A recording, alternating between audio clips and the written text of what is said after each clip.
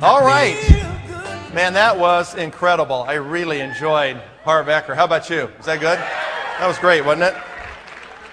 You know, a lot of those things that he was saying in there, I know you've heard us say once or twice, and he just had that package so well where he put that in a great, flow of material. So I really appreciated that, and I think it was really a perfect lead-in for the next conversation that we're going to have right now. And for those of you that are here first time, brand new today, I want you to know that this might not mean as much to you as it will for those who have been here for 3 months or 6 months or a year. This presentation will mean a lot to those of you that have been here, a little bit longer. Because what you're going to see through the presentation perhaps are mistakes that you've made at certain points in your involvement in this business that you can now see what you could have done, and you won't make those mistakes again. And what will happen for those of you that have been involved for a little while is you're going to be able to dramatically accelerate your business. You really will, because it's going to give you a different glimpse and a different view of what you're capable of accomplishing. So what we're going to do is I'm going to ask you, first off, I want all the cell phones in the room off. And I've been disappointed that I've heard quite a few of those ringing yesterday and today, and I don't want to hear them. I don't want to hear them at all, okay? You're only here for a few hours, and I'm going to ask everybody in this room to pump up for 90 minutes, okay? It's going to be 5 o'clock before you're gone, and you might want to rearrange something, a ride, a flight, or something, because this is going to be really important information for you to hear. If you want to know really how to make the kind of money that people like myself make, or Russ, or Dave, or Jeff, or Lon, or Dan, if you want to know how to do that, this is really the key. This is Network Marketing 301. This isn't 101. This is 301. This is like your third year of college, all right? So you need to really listen closely, and I'm going to challenge you to stay engaged in this conversation for the next 90 minutes. And about partway through this, I'm going to bring Lon up to give you a specific example right in front of your face today of what's going on in this particular concept of driving lines and finding lockers. And I'm going to use a couple of stories to make these points as I go through this today, so I want you to listen closely to that as well. All right, I want to talk before I get into driving lines about our mission. There has been some said and some thoughts spoken that, okay, we're so focused on our window of opportunity now that we seem to have lost our mission. That is not true at all right? Yes, the timing is different. Yes, we have gone through critical mass. Yes, we are now in the beginning stages of momentum. Yes, we will grow the company 10 times in the next 5 or 6 years right here in the United States. All of those things are true. It's all going to happen. And the talking about that and focusing on that does not mean that we have lost our way in terms of our guiding principles, our moral foundation underneath this, that we're here to change people's lives, that this technology is going to revolutionize the whole world of nutrition. That is all going to happen. And I think it's been said best in this conference that the only way that we can truly change the world is we have to recruit millions of people. We've got to have millions of people involved in this company as distributors. We've got to have millions involved as leaders.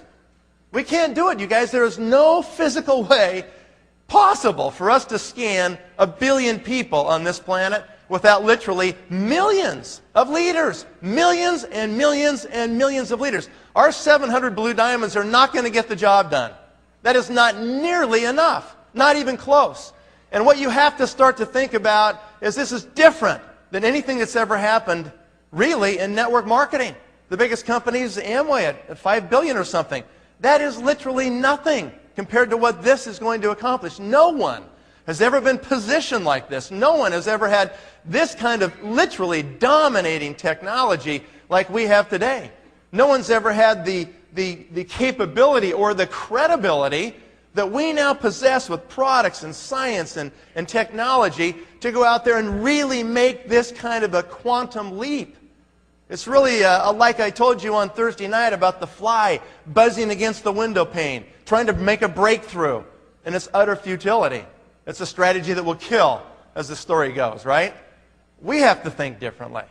We have to realize that we are truly in a completely different spot than anyone has ever found themselves in the entire history of this industry. That's truly where we're at. And what the lucky thing is that we all have this structure, this compensation structure that allows us to maximize that whole situation that's never occurred before. We have this way to leverage that situation to success that no one's ever seen. This will literally break all the records. It'll be bigger. It's going to redefine what size and scope are in the network marketing arena and in the nutrition arena. We're going to do them both. We have to do them both. That's what goes together here. It's not one without the other. They're all one and the same. So I hope that that's clear. Let me bring up the first picture. Look at this guy. Actually, you guys want to do it, or maybe I'll do it. Okay, there we go. We got him. Okay. Now, I want you just to cut the head off and just look at the body. If you were just looking at the body, how old would this guy be? 25? Maybe 30? Looks pretty good. How about the next one? He's got some good company. Okay? There he is on the beach. Let's go to the next one. Check these abs out. That's pretty good, isn't it? How old do you think he is? 65? 70? We'll go to the next one. There it is. He's 80 years old. Does that look like most 80-year-olds that you know? That is completely different than most 80-year-olds that I know. Ken Dykewald talked about a revolution that's upon us here, that we're going to redefine the way people think about aging. What company do you think is going to do that? Okay? All right. How are we going to do that? How are we going to stay true to our mission unless we do this? I mean, do you want to age like this? Do you? I do. You know, I've got a picture of that right next to my desk. That's in my mental images now, so that I can decide and make a decision about how I'm going to age, what I'm going to be like. And I guess here's what my message is before getting into the meat of this thing on the money side. My message is regarding the mission. You have to live the mission. You have to do it. You cannot be out there smoking. It is totally incompatible with what we're doing, you guys, okay? Listen, I have a lot of empathy for anybody who has that habit right now. I can empathize with how difficult that might be to stop that habit. Everybody's got difficult things they have to overcome. Everybody does, okay? If that's your cross to bear, beat it. Stare it in the face, scream at it, kill it, get it gone, and get it out of your life. That's what you got to do. That's what Harv was just talking about. Become bigger than your problems. Change them. Rise above them. Get rid of them out of your life, because those will be the limiting factors that hold you back in your progression, not only in this business, but in your life. Think about the example that you're setting. Think about who's watching you. In this business, everybody's watching you, okay? So get better. Peel your back off the mattress. We only had 33 people that peeled their back off the mattress at 6 o'clock this morning. Some of you were there. Most of you were not. Where were you? What were you doing? What were you thinking about? Okay, next conference, we're going to do it again. I expect every single person to be there with your workout clothes on at 6 o'clock in the morning. It's going to happen. And it's going to happen every conference from here on out. So plan on it. Bring your workout clothes next time and get ready to go for it, right? You have to make these decisions, guys. If you want to be really successful, then you need to live the mission. You've got to be the mission. It's got to be embodied in you and what you think about and how you act in your own life. This is my life. This is what I live every day. Okay? I'm going to work out. I'm going to take care of my body. I'm going to take care of my nutrition. And I'm going to take care of my diet. Okay? And sometime, maybe at the next conference, we're going to do a full-blown intensive day on what you guys got to do to take care of your bodies, how you've got to eat in your life with your diet, and what you need to start getting serious about. And you can't really thank me, can you, for that dessert last night? Okay? I want you to know that that was not my order. My order was fruit only. Not the little fruit with the sticky, ugly thing, okay? It was the fruit only. The dinner was perfect. The dinner was perfect. Didn't you feel good after that dinner? Your stomach felt good. Your body felt good. You had energy. Okay? We'll have the dessert fixed next time. I promise you. And we'll have the breakfast fixed. It was perfect, except for all those fat-laden, white, stupid croissants. All right? There won't be any more of that next time. I can guarantee you. All right. That is who we are as a company. We are about total wellness. And we live it, and we are the examples, and we preach it, and we do it. And that's it. Okay, let's go to the next one. Where does the money come from? And I'm just going to hit the clicker here. I guess green means forward, right? Okay, good. I want to stop right there. You need to learn how to do what I'm going to show you right now. You need to take an 8.5 11 by sheet of paper, okay, and turn it sideways and be able to draw those two lines. Can everybody do that? Yes or yes? Okay? Draw those two lines. And you're going to see in a moment what that represents. These are the three parts of the compensation plan. How many times do you think I've drawn those lines on a piece of paper? Over 10,000 times. Over 10,000 times. And a lot of people said, wow, I'd be sick of doing that. That's right. Remember? Boring but rich. You remember that? Okay, that's exactly what we're talking about. You do it over and over and over again. And then when you're so sick of doing it, you do it again and again and again. And when you're so sick of drawing those lines right there that you want to barf, then you go barf and you do it again and again and again and again. That's how boring we're going to be. Okay? I stopped after I got into the 20 million circle and I just did the math. And I just figured out that it was worth $20,000 every time I drew those lines. How many times are you going to draw those lines? A lot, right? That's right. That's what you're going to do. And that's not a place you build a house. A lot. Okay, so let's go ahead and talk about this for just a moment right now. The front end of the plan is where we all started. Everybody in this room signed a distributor agreement at one point, became a distributor in the company, right? The middle part of the plan is where you become an executive. Everybody who is serious about this company must become an executive. You've got to move from distributor to executive, or moving across the screen to your right. So the next thing we're going to do is we're going to then duplicate those leaders. And what it looks like in the end is just like that with all these things. Who's got a laser pointer, actually? I probably actually need to have one of those. So if you got a good torch, grab one for me, okay? All right, so on the front end of the plan, as a distributor, you're going to make hundreds of dollars a month. Literally, that's what most people will make there, is $100, maybe $200, maybe $500 if they're really good. In the middle part of the plan, you're going to make thousands of dollars a month. In the back end of the plan, you're going to make tens of thousands, or if you're really good, hundreds of thousands of dollars a month.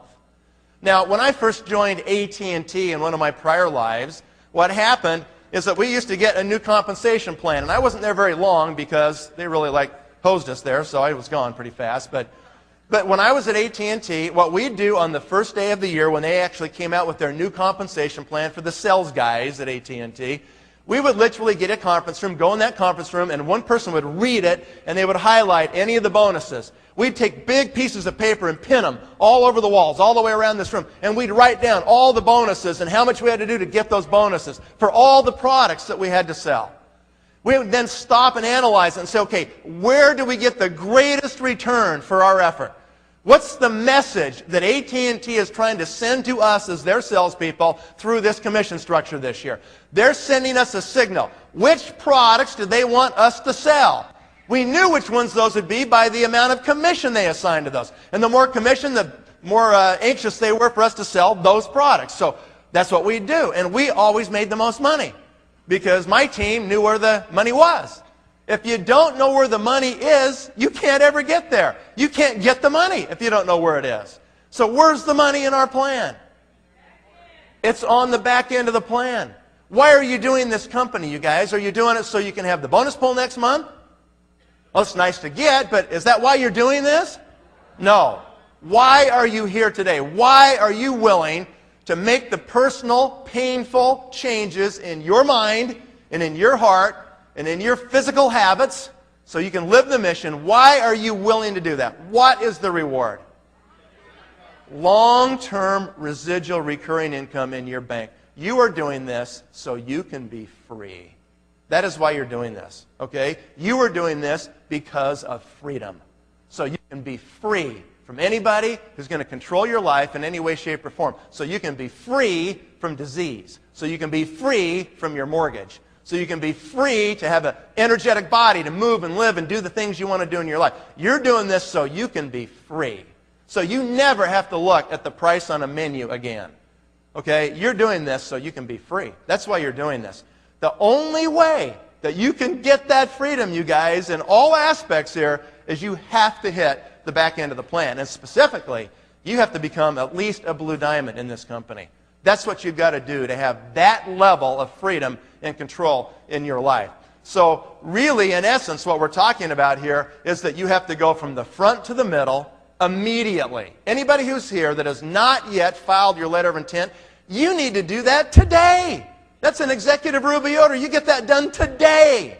You get that LOI in today. You need to learn the term LOI. You need to burn it in your brain. It's all about LOIs. It's yours first, and then it's everybody in your downlines. And so what you do is you move to the middle. And as soon as you become an executive, then what you're going to want to do is you're going to want to break people away from you. Now, some people say, why would I want to do that? I'm getting 9 to 15% when they're in my circle group. And if they break away, I only get 5. So why would I want to do it? It's not in my best interest to break them away. I'm just going to keep them under my own little wings. I won't even tell them they can become an executive. Fatal mistake, okay? Let me disabuse you of that thought process right now.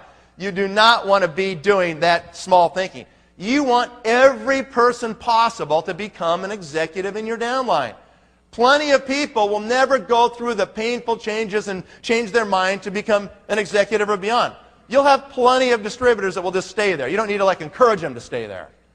What you've got to do is encourage them to move on, to become a leader in this company. And so you create executives. And then you spin them out to the back end of the plan over here. And this is, you can hardly see that, I apologize. But you're going to take them from here in the middle and spin them over here. Just spin them out and spin them out and spin them out and fill up the back end of that compensation plan. The only way you can fill up the back end of that plan with all those 5% right there, the only way you can do that is you have to become an executive factory. You understand that? Say it with me. Okay, good. See? Harv's teaching me. Okay. You've got to become an executive factory. You've got to create a situation that just cranks them out. You've got to learn to manufacture executives. How do you do that? It's called the system. The system is what creates executives. And the faster and cleaner you can teach the system, and don't put the barnacles on it, and don't change it, and don't slow it down going through the water. Let it glide. Let it be smooth. Don't change anything, right? Follow the system. That's all you have to do. And you will create executive after executive after executive. When we look at the commissions that come from doing this, they're significant, right? On the front end of the plan, let's just say, for grins, that you made $100,000 in a month. Okay, let's just say that you did that. And these slides are just mine. Okay, these aren't the company slides. I'll do the financial disclaimer right now, all right? These have not been sanitized through the sales prevention department. Okay?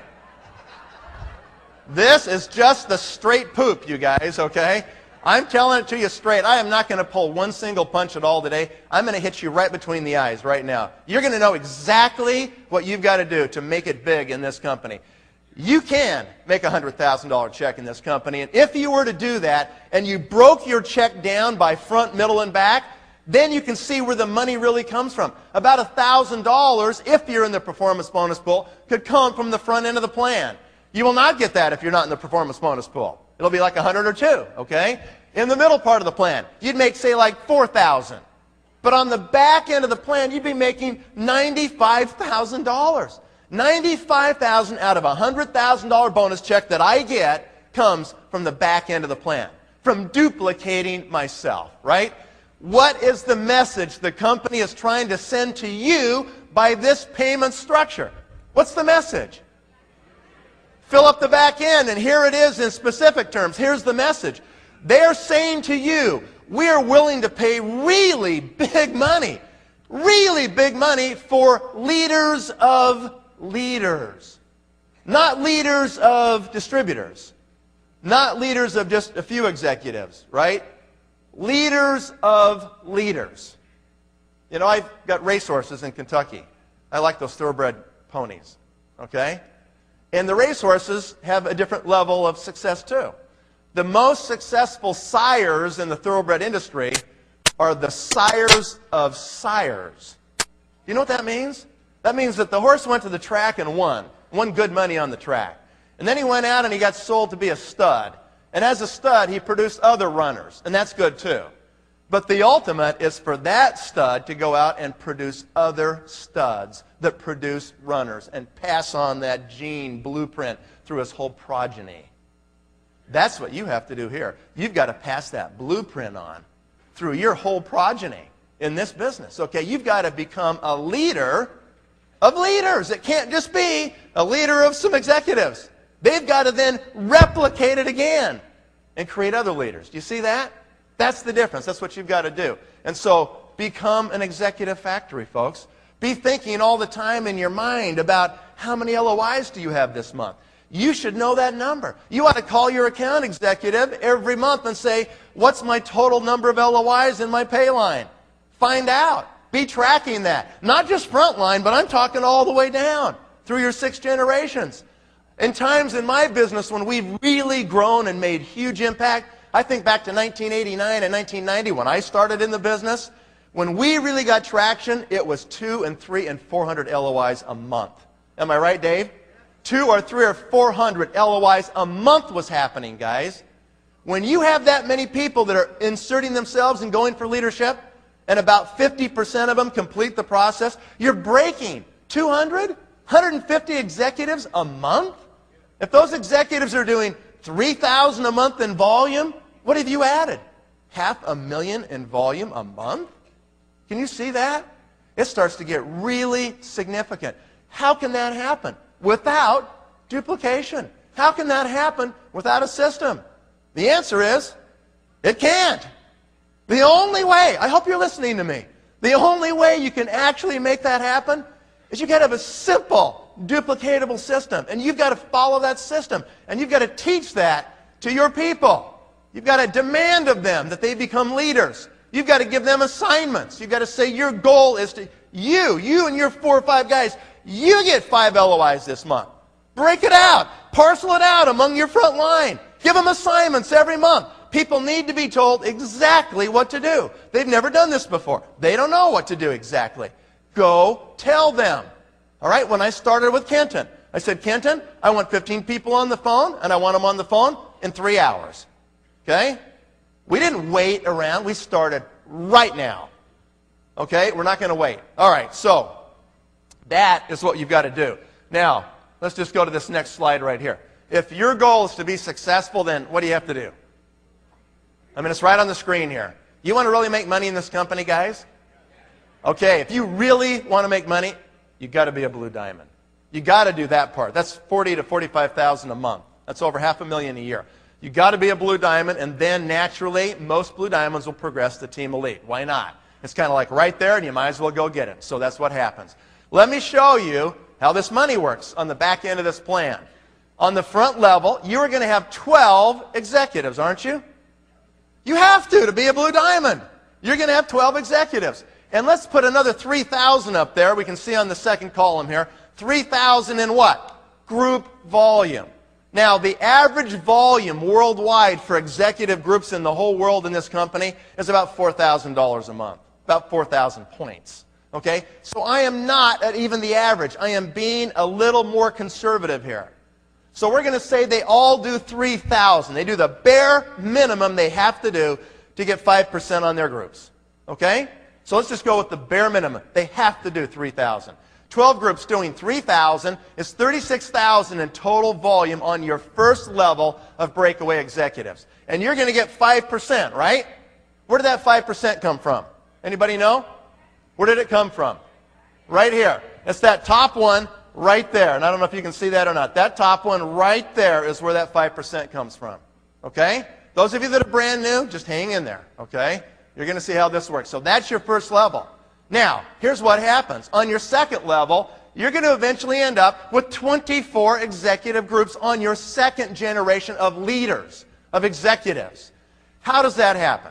Does it happen where somebody goes out there and they always get 2 people each and then the next get 2? I can't stand these multi-level guys that go on their little presentations and stand up in front of the room and go, and 2 times 2 is 4, it's 8, it's 16, it's 32, it's 64. It never works like that. Ever. Don't ever count on that. That is not how it happens. Let me tell you exactly how this happens. One of these 12 right here at the very top, one of those 12 on your front line will want to become a blue diamond themselves.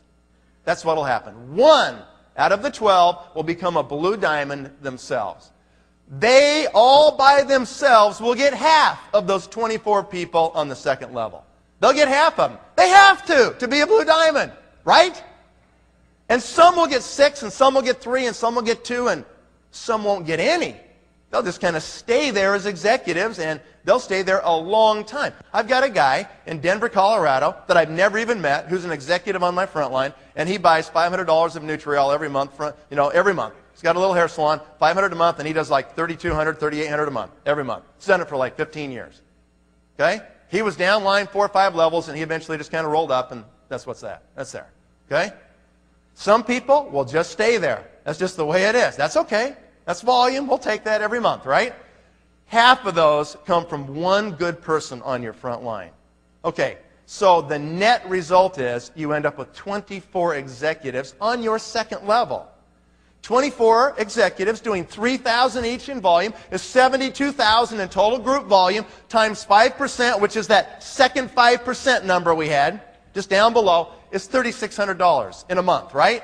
You got to stop and look at those two and say, you are kidding me. I become a blue diamond. I did all that work for $5,400 a month or whatever. No, you're still getting paid in the middle. You're still getting paid on the front. You're just now accumulating permanent income. The front is temporary. The middle is temporary. The back is permanent. You want permanent income? You got to get to the back. You got to fill up the back end of the compensation plan. All right? So that's the second level. And let's just kind of run this out so you can see how it works. On the third level, over time, you will have 48 groups, executives. 3,000 each is 144,000, 7,200 on that level. On the fourth level, you're going to have 96 groups. On the fifth level, you're going to have 192 groups. And on the sixth level alone, you're going to have 384 groups of executives. And you think to yourself, that's impossible. I don't even know 384 people, let alone executives, right? You don't have to know them. You don't know those people yet. They haven't come into your life yet. But they will. From the people you know, who know people, you're going to create those groups of people. So on your sixth level, guys, look at the volume and look at the commission. Commission is $57,600 on the sixth level alone.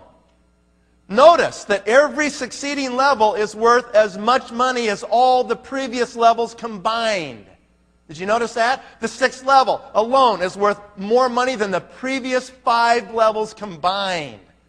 That's why my sponsor, Craig Tillotson, says that a 6-level comp plan is like a license to print money. That's exactly true, right? You can literally print money with a 6-level compensation structure. Your total commission would be $113,400 a month. If you do this, that's what you get. Have people made more than that? Absolutely. I'm making more than that every month. Okay? Have people made less than that? Absolutely, right? We'll talk about that in just a second. Before that, I want to put a red line in here. Okay, what's that red line mean? This is to illustrate for everybody in this room the difference between a 3-level pay plan and a 6th-generation pay plan. There's a little company not far from here called Herbalife. And Herbalife has a 3-level breakaway compensation plan. Yes, they do have other bonuses, some infinity bonuses and things, to be fair to the compensation comparison. But I want to show you the real difference here. You want to talk about not bonuses, but permanent income? You want to talk about that? Let's talk about the real stuff. Permanent income, okay? They pay 5%, 3 generations deep of executives. In that compensation plan, if you built the exact same downline structure I'm showing you right here, the exact same, you would make about $13,000 a month instead of $113,000 a month. Because somebody just stops you right there and says, sorry, that's all we pay. You can't reach any of that down there. Now, some people say, well, why couldn't we get paid 7 levels or 8, you know? Well, the company's got to make a profit and stay in business, right? If people come to you and say, we pay to infinity, go, no, you don't. Yes, we do. We pay to infinity. No, you don't. You can't pay to infinity. You will go bankrupt, right? If we paid 20 levels deep at 5%, how much is that? 100% of all the money that came in the company, how do they live? They can't. No one pays to infinity. You understand that? It's impossible. They'll be bankrupt. Okay, so now that we're straight on that, some companies like Amway pays 3 levels, but they pay 3%, 2% on the second level, and 0.5% on the third level. Is that a hose job or what? If you are going to go through the trouble to put yourself into this very challenging environment called Pharmanex and network marketing, if you're going to go through the personal growth and stare it in the face, have the courage to say, I am going to change. Because that's what it's going to take for you to change to be successful in this opportunity. If you're going to go through that much effort and that much trouble, wouldn't you want to be in a place where you can really get paid? Sure you would. And this company pays it out, you guys. Now some people say, well, why can't we have that plan just a little bit different? Why can't we pay a little bit more in the middle? Or why can't we pay more to all those poor distributors on the front? There's not enough money to try to make all the distributors rich. And you know what? They don't deserve it yet. The fact is they've got to go through the growth and change. They've got to prove they can become a leader. And this plan has proven itself over time to be the most lucrative dynamic plan ever in the history of this industry. Period, you guys. You are in the perfect place to make this thing happen and make it happen for yourself. All right, now let's go ahead to the next slide. You might recognize some of these average incomes right here, right? You can see all the way down from gold to lapis to ruby, emerald, diamond, blue diamond, and team elite across the top. And you can see that if you're a blue diamond last year, in the United States, actually 2004 numbers, you made $528,000, right? And how much is that? About $45,000 a month. Is that worth it? You think it's worth it to be a blue diamond? Okay. Yeah, it's worth it, believe me. And it can get a lot better than that. I got a question for you. $45,000 a month as a blue diamond is a far cry from $113,400 a month that I just showed you on the previous slide. So what gives? Was I lying then or am I lying now? Neither. I'm not lying at all. Okay? How come they're so different? This is an important question for everybody in this room. We publish the numbers. Okay, somebody just said the back end is not full yet. That's true. How long does it take to fully mature a 6th-generation breakaway compensation plan? Is it a lot of work to fully mature it? How long does it take for you to find all your 12? And then for them to dive in and find their 4, 5, 12, 6, 8, whatever it is, or none. Or have those third-level people find their people, and the fourth find theirs, and the fifth find theirs, and the sixth find theirs. How long does it take to fully mature a 6th-level compensation plan? I think it's about 10 years. I think it's about 10 years to fully mature it. That's just the average, guys. Some blue diamonds and team elites are making a lot more than that. There's a whole bunch of them making a lot less than that, right? That's just the average right there. You understand that? It's just time. It just takes some time for you to mature this. Now, we're going to teach you some principles in just a second here about driving these lines and how that will help you to solidify, to fill out these levels in a way that you probably would have never filled them out as quickly as this. So we're going to jump into that here in just a second so you can see. I want you to understand clearly what it takes to make $10,000 a month. Let's kind of back up. Now that I've given you this big global picture, let's come right down to your life, to your chair where you're sitting right now. Okay, you're brand new or you've been in the business a few months. You are hoping to make $10,000. Maybe that's your first waypoint. For some of you, it's probably 5. Make 5,000, you're going to feel really good about yourself and go, okay, I'm survivable, and now I can keep moving on. I want to start at 10. Okay? What does it take for you to make $10,000 per month in this company? And I'm not talking about all the extra stuff. I'm talking permanent income, $10,000 a month. How many people's lives would change if you knew you had $10,000 a month coming in your mailbox every month no matter what? How would that be? How would that change your life? Visualize that. Think about that. That's nice. That's very significant. It's not easy to do. How do you do it? You got to realize, guys, permanent residual income is a different animal than anybody else gets, even people with their own businesses, okay? They've still got to show up. They've got to manage those employees, right? Because nobody cares about it like them. How do you create permanent residual income? It's a really rare, unique kind of income to get. So few people in this world ever get that kind of income. They don't even really know what it means. And they don't even believe it because they just can't imagine it, that it could actually just keep coming in. You know? That's what they don't get. This is way different than virtually what you can get any place. And it's really difficult to create it, but once you have it, it's really solid and it's really amazing. It's the best kind because it gives you your life. At the same time, you get the money. Most people don't get that. That's really hard to get. I'm going to give you worst case. I always deal in worst case. All right? This is the worst case right here.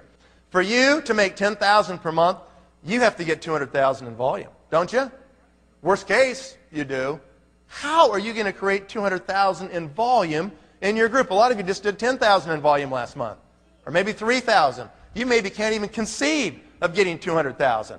It is the system, guys. It's LOIs. It's constantly saying to your people, have you filed your LOI? Have you placed your LOI? Do you have your LOI done? How many LOIs do you have in your downline? How about your LOI? The LOI, the LOI. It's like a broken record just about LOIs. Okay? Here's what it takes. $200,000 at 5% is $10,000, right? How do you get that done? Here's one way to get it done.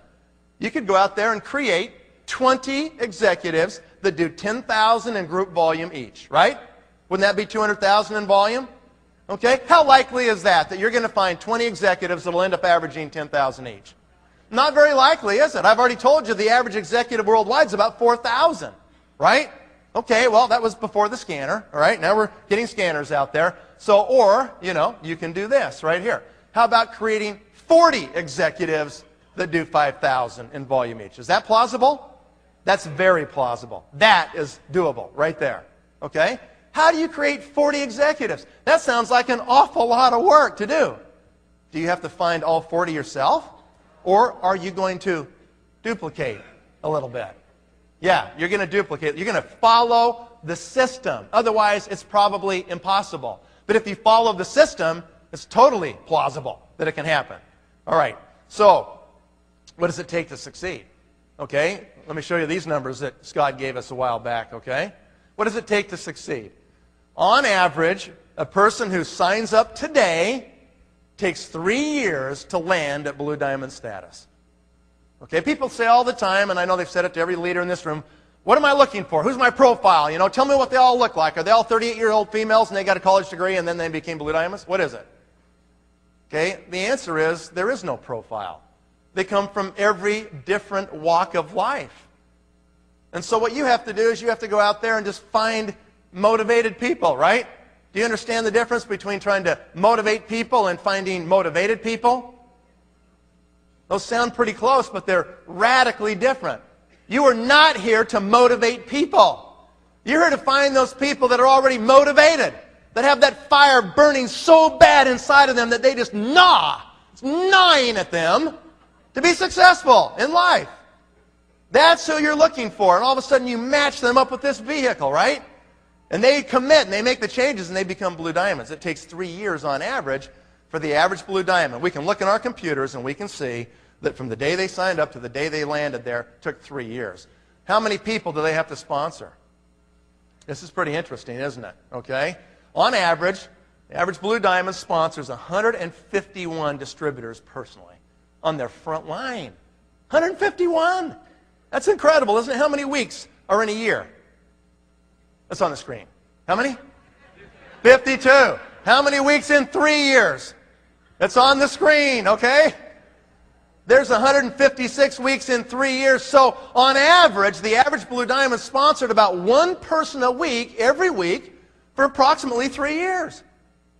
Are you willing to do that? Do you know why people don't make Blue Diamond status? Because they won't do that. Is it worth it to talk to enough people that you can sponsor a person a week and do that for the next 3 years? Is it worth it to do that for the next 3 years and then maybe 5 years once you're there to solidify it and build it bigger to average $45,000 a month? What else are you going to do in the next 5 years that you could have $45,000 a month of permanent residual income? Seriously. Tell me what it is, you guys. It's not real estate. Believe me, I did that one too. Doesn't work like that. You go close a deal, you're unemployed till the next closing. You try to close another one, you close it, and you get some money, and you're unemployed till the next one. Constant process of being unemployed till the next one. If you ever stop, it's over. Permanent residual income is really unique. Very difficult to find a vehicle that can even give that to you. And you're sitting in it. You're right here. I hope this is not lost on you. I hope you understand what it takes. So, just to summarize on the slide, That's it. How do you do that? Eric said it this morning. Talk to 3 new people every day. Do the 3-foot rule. Anybody who clips your fingertips, you're talking to them. All right? Walk and talk, smile and dial. That's all you got to do, right? Just keep talking to people. Like Russ said, when the phone's off the hook, you're in business, right? I say if your mouth's closed, you're out of business. Your business is closed. Your mouth's open, it's going like this, your business is open. We're paid to talk to people. We are paid to recruit. You should spend 90% of your time in the first several years recruiting. And don't worry about the ones who leave because you can't make it the right time for them. Most of the reasons people quit our company have nothing to do with our company. Did you hear me? Most of the reasons people drop out of our business have absolutely zero to do with our business. So don't take that personal. Don't worry about that. You're looking for motivated people. You're looking for people that it's the right time in their life. Something has changed in their life. And all of a sudden, they're ready. They're sick and tired of being sick and tired. It's gnawing in their gut. They're looking, they're open, and they want it, and they're going to do it. All right, so what's a power line? Anybody know what a power line is? This is not one of those big lines on that tower suspended behind your house. Okay? There's a different kind of power line. What is a power line? Okay? A power line is this. Here's the definition right here. It's one leg of your business that runs to over 10 levels deep of executives, ultimately with blue diamond on top of blue diamond on top of blue diamond all the way down that line. That is a power line. If you can learn how to develop power lines, you can get really rich in this company. This is a technique, and it's a technique that dovetails, it kind of interacts with 2 really key parts of our compensation plan. And these key parts are ingenious. On the surface, most people look at it and say, that seems a little tough. These are the 2 key components that really move people, that really motivate them, and you need to understand them. And most of you have never understood this part, and you've got to listen close, and you've got to write down these notes today as we go through this. Let me tell you what's happened to me with these power lines, okay? What's a power line worth? 1 power line. I had a lot of people come to me last night and said, you know, what does it take to really be successful? How many people are you talking about? 1. All you need is 1 really great person. That's all you need. You know, what if you would have sponsored Dan McCormick? Would you like to do that? What if you would have sponsored Lon Wardrop? What if you would have sponsored Peter and Carew Bannister? Okay? I mean, just for example's sake, there's a whole bunch in the room we could say that about, right? It just takes 1 really good person, you guys. You want to know the reality of it? Let me give you the straight facts here. The reality is most team elites and blue diamonds in this company have 1 power line. They've got 1 line that just took off and has made them their money, made them millions of dollars. That's the truth of it. If they have 2 power lines, they're really lucky. And you know why that is? Because most blue diamonds had no prior network marketing experience. They didn't know what to do, and they weren't that great at recruiting or presenting in the beginning. And what they did is they just slammed them against the wall. 1 a week. Wham! Will he stick? Boom! Went to the floor. Grab the next one. Wham! Will he stick? Boom! That guy went to the floor. Next one. Wham! Will he stick? Boom! He went. Oh. Next one. Wham! Oh, that guy's stuck. What do you know? That guy's scrambling up the wall. He's fighting, you know? And so it's just sheer numbers, isn't it? Sure it is. It's will they stick or not, and so they just plow through the numbers. They're really good recruiters.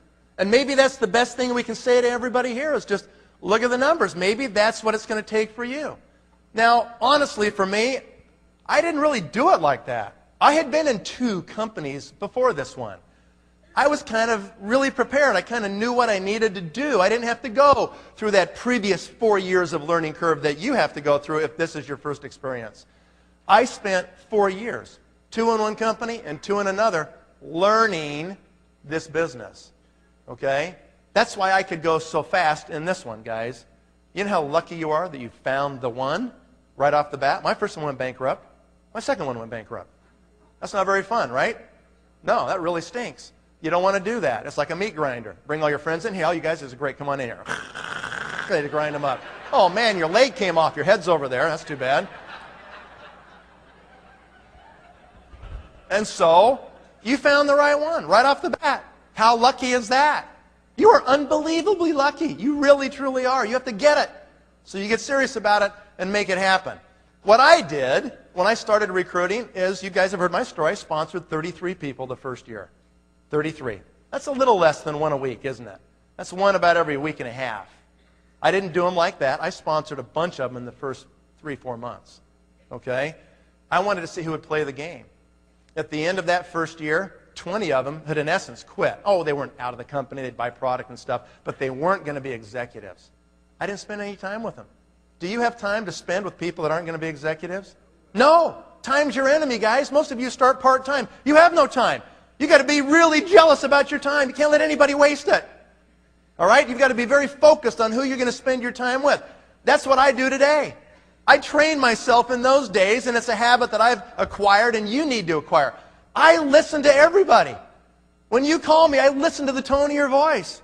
I look in your eyes. I'm watching you. I'm watching your actions. I'm seeing who's really serious, because I've got to make judgments about who I'm going to spend my time with. I don't have time to spend with everybody in my downline. I got to decide who I'm going to work with, who's got the greatest potential for return. That's really the way it is. And so I'm making judgments all the time. I'm listening to you. I'm watching you. I'm looking at your actions. I'm listening to the tone of your voice. Don't call me with that nasal voice, okay? Nathan, it's really hard, you know. I don't know if I can do this or not. Okay? If you give me that nasal voice, I will give you dial tone pretty fast. Because I don't have time to waste with people that are going to be whiners and complainers like Harv talked about a minute ago. Because they've already got all kinds of stuff screwed up, okay? I just know that that's really a long shot. And so I'm going to work with people that are positive, that are calling me. You know, I'm not calling them every second, right? Do you have those people? You call them, come on, man, it's going to be really good. Man, you won't believe that conference. That conference is incredible. Too bad you weren't there. We're so sky high. Come on. You pump them up. Guys all pumped up. Hey, I got it. I'm going to do it. Call them the next day. Guys, oh, I don't know, man. It's a bad night, you know. All of a sudden, come on, you can do it. I got it. Next day, same thing. Deflated. Do you have time to do that? No, you don't. You do not have time. They will suck your energy out of your body. They will suck you dry. Do you get that? You've got to guard your attitude like a big dog. Attitude is everything, right? It really is. Don't you believe that? You create your own reality by what you perceive. Your perceptions of this company and what you can do is your reality. If you want to change your reality, change your perception. Right? How do you change that? Go watch the goal setting video we did, okay? That's how you change your perception of reality. People say, well, you get them in the room and you just want them to drink your Kool-Aid.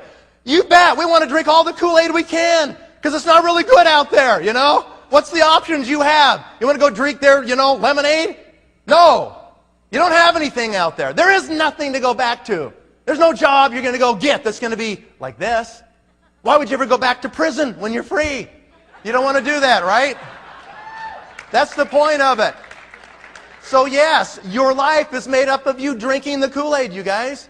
It's called positive thoughts, positive words, positive action, doing something great for other people, helping them solve their problem, right? Isn't that it? It is it. That's what we do. And so don't let people belittle you by saying, oh, you're brainwashing that thing. Say, I'm really trying to get more brainwashed. I'm really trying to get into it, okay? That's what you have to do. Do you know what I did when I started? When I started, I had one of these stupid little flip charts, and right in the front it had one of those clear plastic covers. We had no brochures. I cut out these dumb little newspaper articles, and I had this picture of this lady with one side of her face good and the other bad, and all this kind of stuff. And I basically put it in this flip chart, and that was my presentation, really. In the front, I put my goal sheet. I slid it right in the front of that clear plastic, so every time I pulled out my flip chart, I could see my goals. You know what my 3 goals were? I wrote 3 things on that paper. Number 1, I wrote down, I will make $100,000 a month within 1 year in this company. That was my first goal. Wrote it right down right there. That was audacious. That was insane. Like whoever, could even think they could make that. I didn't care. Think big, guys, right? Wrote it down. Shoot for the stars. You might hit the moon, right? I wrote it down, 100,000. What was the second goal? The second goal was avoid negative people. Okay, now if that's your spouse, that's a problem. I can't really help you much on that one. Avoid negative people. Avoid them like the plague. That's really, really critical. And number 3, you know what it was? Never quit. Never quit. Those are my 3 goals. That was it. Very simple. And I would see him every day, many times. Do you think that programmed my mind? What was my 12th month check? $99,641.38. Okay? Oh no, I was mad. I was upset. I missed it by $358 and change. I was ticked. Okay? But it was still pretty good. And so, what are you going to do? Write it down. Read it every day, right? Scott Schwartz has given us a little statistic. They ran a report. They said, of all the people who've been executives or higher for 10 years or longer in this company, what percentage of those are blue diamonds? I'll say it again. What percentage of people who've been at least executives or higher in the comp plan for the last 10 years have been at least executive or higher? What percentage are blue diamonds? 95%. What does that say to you? Don't quit. You just keep plotting. If it takes you 10 years, like it took Brent Bryson that you heard this morning, it took him 10 years. It's because that Subway thing screwed up his mind for 10 years, right? You know, he got thinking different or something. We had to teach him. And all of a sudden, 10 years, he finally got it. Boom, his group just explodes. Okay? It's worth it. If it takes that long, it's worth it. What are you going to go back to? The ball and chain? What are you going to go back to? Nothing. More of the same. No hope, no future. Just rent your life to somebody. There isn't any alternative. Okay? So you suck it up and you get the job done. No excuses, right? You can make excuses or you can make money, but you can't make both. Can you? No, you can't. So no excuses except responsibility for yourself. What's a power line worth? 20 to 40,000 per month. A really good one's worth 40,000. You know, kind of an average one's worth 20,000 or so. How many power lines would you want? A whole bunch? Yeah. If you get one, it'll be really great, really, really great. But if you can manufacture power lines, not just executives, would that be even better? Yeah, that'd be really good, wouldn't it? All right, let's talk a little bit about a story here. There's a couple of people in this room that are part of this story, so they'll hear their names in a moment. They'll listen up here. I want to tell you how I started, because inside of this story, it's instructive. It covers everything, from startup to the end, and what you've got to do. And I want you to listen. I want you to take notes. Are you guys awake? Yeah. Are you guys with me? Okay. Okay, good. All right, let's start off and talk about how we did this. Right as I was sponsored, literally within a couple of days, and in fact, even the same day, I said, okay, I'm in. Let's go. My sponsor said, all right, let's start calling people. And we started calling people. My friends, people I knew, some people we knew in common because we're kind of family members and so forth, we just started recruiting. Instantly. There was no 48-hour training. You know what it was? On-the-job training. It was me watching him give the pitch, and I'm listening, I'm watching, I'm learning. And I'm hearing how he answers the objections, right? You got to do that, you guys. It won't be perfect. You don't have to be perfect. But you've got to be in the trenches with your people. If you're not in the trenches, you're not making it happen. We went and tried to recruit a guy named Mark Harrelson that had a big old real estate program, sold books, did big seminars like Harvard and that kind of stuff.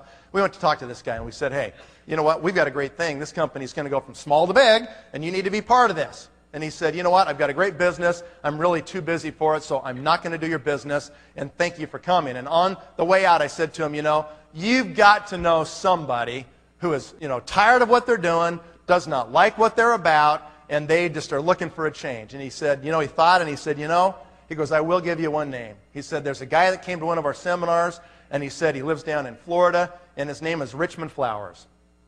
I had never heard of this name in my life, okay?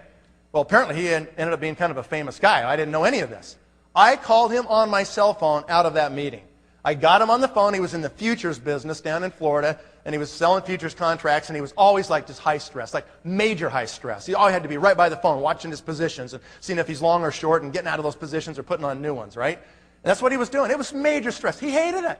He absolutely hated it. He was totally married to the market. He could never even really go on vacation, okay? It's a terrible thing. And he wanted out, and he wanted out bad. I get this guy on the phone. I said, Richmond, he said, you don't know me. My name's Nathan Ricks. I said, I just met with this person in Salt Lake City who gave me your name. And he said, you're a successful guy, and he said that you might be looking for an opportunity. And he goes, yeah, okay, so nice to meet you. What do you got? And I said, the name of the company is Nu Skin. I said, we got this great opportunity. It's going to be massive. The company is only 5 years old. It's going to go from small to big. You need to hear about it. He says, I have heard about it. He said, funny you would call. I went to a Nu Skin presentation 7 days ago, and they just had never called me back. True story. And I said, we can take care of that right now. I put him on the phone with the company and signed him up on that phone call. And that day it was a $250 little skincare package in a blue bag, all shrink wrapped together. And I got that thing out in the mail to him, and before we hung up, I said, Richmond, do you really want out? I said, listen, I just started this thing, but I am dead serious. I am going to kill this thing. I said, I'm looking for my leaders. I said, are you serious? I got to know, because I'm not going to waste my time with you if you're not serious. I said, if you're really serious, can you guys hear my posture? I'm not going, oh, will you do it? I mean, would you consider working with me? I don't talk like that to people. I say, I'm picking my team. You know, do you want to be? Listen to those words. Write them down, you guys. I'm selecting my generals. Okay? And I said, how serious are you? Because if you are, I expect you to call me every day. I want to do 2 or 3 three-way calls every day, and we are going to build your team. And he said, I'll do it. And he did it. And he called me 2, 3, 4 times a day. He really wanted this. He saw it. He was serious about it. Okay? One of the people we talked to one day was sitting right there. Is sitting right there. Paula Cook. Okay? And so I'm just going to hit my clicker here so you can see how we're doing this, right? Okay, so we got Richmond. There he is, right there. And we start calling his people. We called people all over Tennessee and all over Alabama where he grew up, Dothan, Alabama, and people he knew in the futures business all over the place. And Paula was an interesting person that Richmond actually knew, okay? And Paula was working for this really great airline called Eastern Airlines, okay? And I'm not sure how the whole story went. My memory's a little vague, but the reality is, the long and short of it was that Paula wasn't so intrigued in the beginning. You know, I've got this great company. They'll never go out of business. They're just awesome, you know? Well, it didn't take very long, and they were out of business, okay? And Paula became interested in our company. And so Paula got sponsored, okay? And Richmond had Paula right here, and we started working downline. And so all of a sudden, this has been about 2 months, and Richmond says to me, let's go to Dallas, Texas. He said, I used to play for the Dallas Cowboys. Oh, wow, really? You're pretty famous then, huh? And so he says, I know quite a few people there. Why don't we go over there, and we'll start to work on some people that I know in Dallas. And so we both agreed, and this was August now, and I signed up on June 15th of '89. This is August, early August. I've been in the business, 6 weeks or something like that. Richmond is already ripping along in this thing and becoming an executive. And so we decided we're going to fly there. How many of you have talked to somebody on the phone for 6 weeks or maybe a long period of time, you worked with them on the phone all the time, and you form a mental image of what you envision they look like? You've never seen them, but based on their voice, you have this image in your head, right? I envision this big football player guy, football, Dallas Cowboys and all that. So we decided we'll meet at DFW Airport this one day. We both fly in. He comes in from Miami. I come in from Salt Lake City. We've talked to this guy who said, okay, I'll set up a meeting and so forth, and we'll get going, and I'll just put his name on the screen. His name is Bob Creech, okay? So there's Bob Creech, and Bob was in the oil futures trading business down there. And so we went down to do a meeting for Bob, and Bob's got it all set up. We fly in there kind of about afternoon, 1, 2 o'clock. We drive down, and we finally meet each other at the terminal, and he got there before me, so he's waiting for me. And I come off the jetway, and I'm kind of looking around, and he goes, are you Nathan Ricks? I said, are you Richmond Flowers? This little skinny guy, And he says, yeah, I am. And I said, okay, we are who we are. Let's go do the meeting. So we took off. We jumped in the car. It was kind of weird. So we jumped in the car, and we go down, and we have a little meeting at Creech's office, and he's got a couple of guys there, and he's winding down the day trading, and we decided to go to dinner, and then we're going to go to this meeting at this Hampton Inn off the LBJ Freeway. And he's got this little teeny room rented, about 40 people in the room, and it's all set up for that. And I've never really done like a large meeting out of town. I've done a few in town and a few at the offices we have there and so forth, but I've never really done this on the road. I have no slides. I have nothing. I've got this little flip chart. That's what I've got.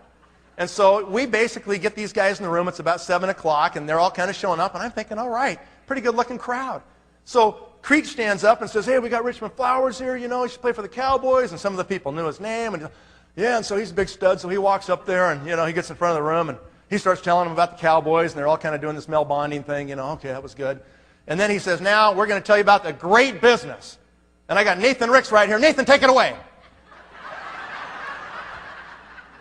And so I'm thinking, oh, okay. So I jump up and I go, man, I'm really excited to be here. We're going to tell you about the hottest thing you've probably ever seen in your life. And I pull out my flip chart and I'm literally walking around the room like this. I'm showing people. I see that, see this, you know? Look how cool this is. And look at this lady's face and all this stuff, you know? And then here's the compensation plan. And it was about 30 minutes and it was getting pretty old. I was terrible. It stunk. And these guys are looking around like, when is this going to be over? They're looking at their watches like, well, Richmond is back there talking to a couple of guys, and all of a sudden he figures out what's going on. Why are these guys looking at their watches so much, besides it's a terrible presentation? And he figures out, because they invited him to go, that Creech didn't invite far enough in front of the meeting, and so kind of the last minute he remembered we were coming, and so he told all these guys he'd buy them drinks after the meeting if they all just showed up. So they were really there to get drunk, not really to listen to us. Richmond can be a little hot-headed, okay? He explodes. I mean, he is really furious. He basically drags Creech and throws him through the galleyway doors like these that go into the back kitchen here. And he's got him pinned against the wall back there. And I think he's going to hit him. I'm not quite sure what he's going to do to this guy. And he is hot. He goes, you have me fly all the way over from Miami? You have Nathan fly down from Utah and you just tell these guys to show up so you can get them drunk? I mean, he was literally, I thought, going to pop the guy. And Creech is basically freaked out, and he's saying, okay, listen, I can fix all this. It's okay, Richmond. He says, I know Danny White. I know Danny White from the Dallas Cowboys, and we can get a meeting with him tomorrow. Richmond's a cowboy. He kind of like, okay, all right, and he kind of lets him go. I'm thinking, oh, good, altercation over. This is good. And he says, okay, but you better set it up. Creech goes, I will. I'll set it up. Don't worry. So meeting's over. We go back to the room. We're talking. We actually recruited a guy in the elevator on the way up who became an executive. Okay? 3-foot rule, man. They clip our hands. We're talking to anybody.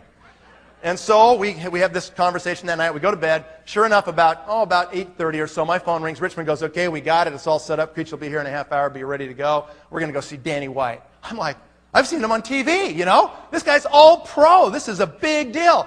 I'm really pumped. I played little football in my day, so I'm really excited about this. I can't quite believe it's happening. And so we get in the car and we drive about an hour. His office is in McKinney, Texas, about an hour outside of Dallas, right? So we're driving way up there. We get to his office, it's 10 o'clock meeting, and we walk in and, you know, there's like trophies everywhere. There's Dallas Cowboys stuff everywhere. I am like really juiced. I'm thinking, this is great. They finally let us in his office. The whole wall is a mural of him, you know, throwing the ball. I mean, it's like huge. More trophies, everything. And he goes, how you doing? I'm Danny White, you know? I'm just like, I'm starstruck. I can't even believe it. And he and Richmond kind of do the cowboy thing, and they're kind of like, yeah, I played here. I did that. They're doing that Mel Bonding thing, you know? I'm just kind of sitting back there like this, watching this. Oh, man, this is really cool. And so finally they sit us down around this table, and there's 4 places right there. Creech, Richmond, myself, and Danny White from the Dallas Cowboys. And Richmond finally says, you know, we've got this incredible thing. Nathan, take it away. Like that. And I go, okay. I grab my flip chart, you know. I pull the thing out. I don't know what to do, right? And I go, this is so good, Danny. I'm going to really appreciate your time. Believe me, you are going to love this, okay? And I start going through it, you know, and I finally get to the product, and I go, we actually have some, you know. And I reach down on my briefcase, and I pull out a jar of Nu Skin product, and I slap that jar on the table. Literally, his eyes went just like this. Like that. He says, is this Nu Skin? Is this Nu Skin? Is that what this is all about? And I'm very enthusiastic. I said, yeah, it is. He goes, I don't believe this. He said, I've been using this product for 2 years. Kind of like he didn't want anybody to know, you know? I've been using this for 2 years. This neighbor lady down the street sells it to my wife. I've been taking it, putting it on, you know? I can't believe it. I'm like, you got to be kidding me. No way. You know, that's incredible luck, right? And I said, well, he goes, I never knew there was a business with this. And I said, yeah, there is, you know. He goes, well, yeah, I probably would be interested. I said, we can take care of that right now. We signed him up right there in the room, okay? I was so excited. I walk out of his office. I feel like I'm walking 3 feet off the ground. I don't even need an airplane to go home. I'm just like, I can't even believe it. I said, I called my wife as soon as we got in the rental car. We're driving back to the airport. I said, honey, you won't believe it. You won't believe it. She goes, what? Calm down. What? I said, we just signed up Danny White. Who's that? Honey, he's the all-pro quarterback for the Dallas Cowboys. I said, we're going to own Texas. This will be incredible. Right before we left, I said, now, Danny, listen. Here's what we got to do. I'm going to call you tomorrow. All you got to do is put like 2 people a day on the phone with me. I'm going to call you, and you just put them on the phone, and you just listen, and I'll talk to them, just like we did with you. We're going to sign them up. He goes, okay, I can do that. He's got a game coming up Sunday, And I'm like, okay, we're going to do this. And he is agreeable. He's kind of like, all right, I'll try to do this. I called him the next day. Sure enough, I got right through. He puts me on to this guy named Buck somebody. I forget his last name now. And we talked to this guy. He's an insurance agent. And he goes, I'm in. Danny, if you're doing it, I'm in. Then he goes, you got to be part of my new team. N-U, new team. Ha ha. Right? He goes, all right, good. And so we did it. Sign him up. The next day comes. I called Danny, can't get through. Next day, can't get through. Next day, Saturday. Next day, again, Monday, can't get through.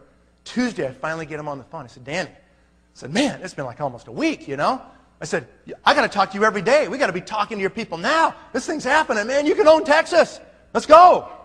And he says, well, I had a game and everything, I'm a little bit busy, And I can kind of sense that he's just put off a little bit because I'm being a little aggressive. And I finally just said, you know what? I said, let me do this. Let me come down a week from Thursday. I'll come down there. You just get like 10 or 15 people in your office. Instead of me bugging you every day, we'll just do it like that. I'll come down periodically. We'll just get you started. We'll get some people going, right? And he goes, okay, we'll do that. So a few days goes by. I call him, and I called him back on the Tuesday before. And I said, I'm coming down, right? You got your people. He goes, yeah, talk to a few people. Don't worry. I'll have people here, and, I'm looking forward to seeing you again. And, all right, great. We'll see you then. He's been a little hard to get a hold of. He's a little flaky, right? So I'm hedging my bets. I can't afford any of this stuff. I'm just barely started, but, he's the Dallas Cowboy quarterback, right? So I think I better go. So I set up a meeting in Fort Worth, a luncheon, before his 5 o'clock evening meeting at his office. I fly in on Thursday. I get the rental car. I go to the luncheon. It's awesome. We have like 30 people there. We sign up virtually every guest, almost every one of them. We're back there signing people up. It takes till about 3 o'clock before we're all done. I say goodbye. I jump in my car, down the LBJ, up to McKinney. I'm on the way. I'm on the LBJ. I call him on my phone. Said, Danny, I just left the luncheon, man. It went great.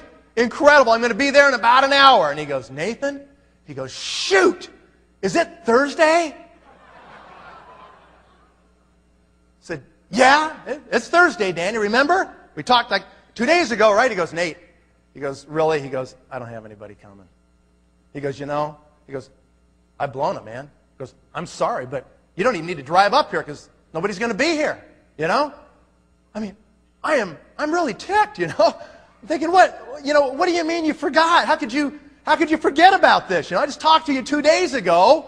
He goes, I know, but he goes, I am kind of busy too, I said, Danny, this is really bad. I said, I just started in this deal, man. I don't got this kind of time to waste this kind of money. I can't even afford these plane tickets. I'm doing this for you. We can get this thing going for you, So when you're done playing football, you'll have something, man. I'm talking to him like this because I get it. I believe it, right? And he finally says, this isn't right. You're right. This is an injustice. And he said, let me make this right. He said, why don't you fly to Phoenix on Saturday? He goes, I'll introduce you to my whole family. I came from Phoenix. That's where I grew up in Mesa. I'll put my whole family in front of him. I'm going to be over there on Saturday. What would you do? I'm sitting there thinking, right. Yeah, it's Thursday. Let me just get back on that plane. I'll go home, buy a short-term ticket for full price, which I can't even afford, and I'll just fly right back down to Phoenix so you can do this again, right? Then I thought, no, he is the all-pro quarterback for the Dallas Cowboys. I took a really deep breath. Okay, Danny, I'll do that. I will be there, but don't forget. Said I won't. Said goodbye. On the way to the airport, call my wife and say, honey, you need to come pick me up a couple hours earlier than we thought. She goes, well, how did it go? I said, well, man, the luncheon was incredible. We signed up everybody. It was awesome. She goes, no. That football guy. How did it go with that football guy? I said, he forgot. She says, you are kidding. He forgot? No way. I said, but it's okay, honey, because I'm going to fly to Phoenix on Saturday. He's going to put me in front of his whole family. We're going to get them all. My wife says, are you crazy? You know, forget this guy. We don't have that kind of money to be messing around. Don't you get it? He's not going to do it. I said, honey, it's hard enough, please. Just a little moral support, okay? Just a little bit. Friday, and Scott Schwert will remember this. Friday, I drive down to Provo from Salt Lake, and I go to the old warehouse that's in the cow pasture next to the railroad tracks by the freeway. Remember that one? Had the garage door that went up, okay? And I load up. I'm loaded for bear. I say to myself, I am going to make this trip pay for itself. I buy 3 skincare kits and 1 hair fitness kit, and I got my blue bags with the product stuffed in them, and I am loaded for bear. I'm going to get this thing, right? I buy this really expensive ticket, and I get on the airplane. I fly to Arizona. I've never been there in my life.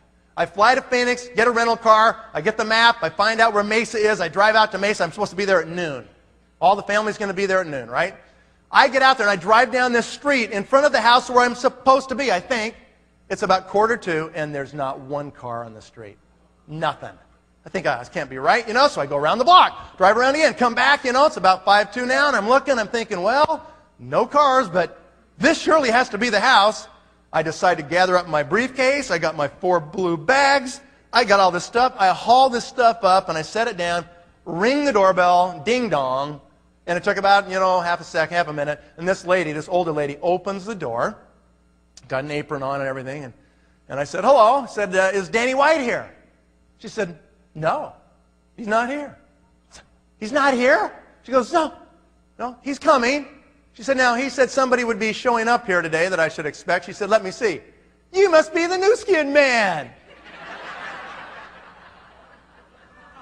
What did I expect? I've got all these bags around me and stuff. I said, no, I'm the Avon lady. Can I come in, please? She invites me in. I've got all this stuff, you know, and I walk over into the parlor. It's kind of an older house. And I'm sitting in the parlor, and back behind the wall, there's the kitchen. Back in here, and I can see the kitchen table here from the parlor, you know. And I'm sitting on the couch, and she's kind of cooking up this storm. This huge meal is going on in here. I find out that everybody's coming for lunch. They have really no idea there's a meeting. This is taking on shades of an Amway presentation already, right?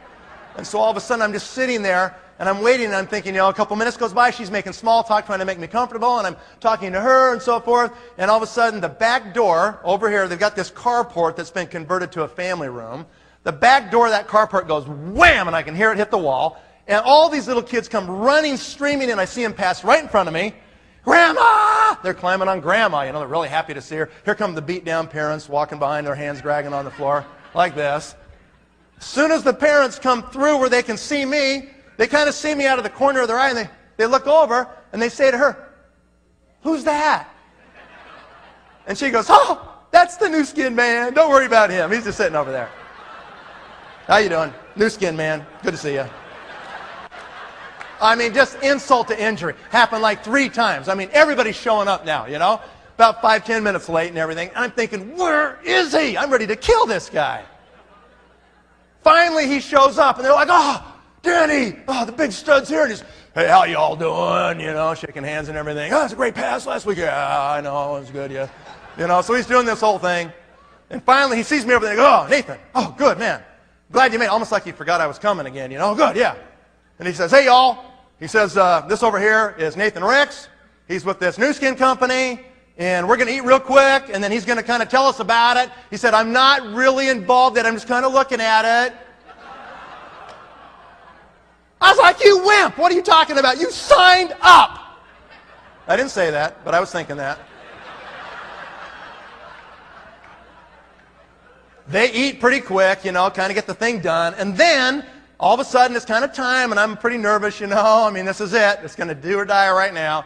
And they've got this, you know, homemade family room over here, and Danny starts grabbing his dad, and he grabs his sister and his little brother and everything.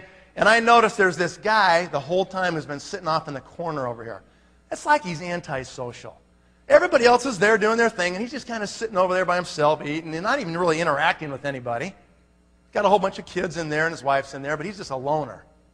And I look over there, and I'm thinking, man, what is wrong with that guy? You know, I'm kind of watching him a few minutes. And finally, Danny goes over and grabs him. You know, I found out later this guy was a contractor out there in the Arizona sun for 20 years. I mean, you know, his face is just beat to death. I mean, talk about hammered skin and everything, you know. And he's sitting over there angry, you know. And so Danny just kind of grabs him. He's got this great big huge arm. He goes, "Come here, Scott, just come in here." And he just grabs him, just kind of sweeps him into the room with this big old arm. And he goes, "What do I want to go in there for?" You know, I felt like saying, "Because you look like a lizard, buddy. You need this stuff real bad." I didn't say it. I didn't say it. They sweep him into the room. He comes over there, and they've got this sectional couch, all right? So just picture this. Here's a sectional couch like this, and there's a single chair over here. Guess who sat in that? The angry guy, right? So I've got Danny's father, Wilford, right here. I've got Danny's brother right here. I've got Danny and Danny's sister and the angry guy. Okay? I'm over here next to the TV, and I'm in a chair, and I pull out my flip chart, and I say, "You know what? You guys are going to love this. This is the hottest thing you've ever seen." Boom, boom, boom. I'm going through my things, you know. It's like 15 minutes. It is hotter than stink in this room. This is like this little carport where they closed in the old garage doors. It's kind of a homemade family room, and it's got homemade air conditioning. And it's the last week of August of 1989. It's Phoenix, Arizona. It is hot. I'm sweating, okay? You know, I look up. I kind of come up for air to survey my crowd and see how I'm doing. You know, see how excited they are, right? And I look over at Danny's father. He's sitting on the couch just like this. He is out cold. He is totally gone. I probably looked up because he was snoring, making these sounds like that. I'm going around. I look at Danny's sister, and I come over to Danny. Danny's over there going. He's bobbing for apples, you know. Doing that. It's so painful. I just want to have him lay down. I'm not here. Just lay down. I know. You can just go to sleep right here. And then I look over at the angry guy.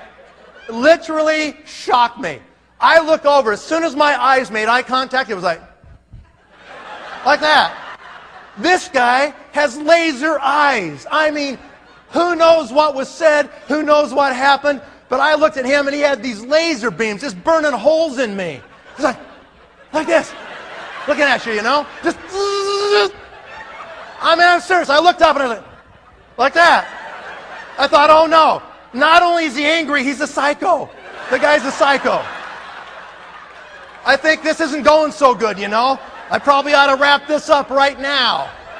I've got these 4 blue bags right there. So I put the flip chart together. I put it down. I said, this is the greatest thing, isn't it? I said, I know you all are going to want to be in. I've only got 4 kids. Who's first?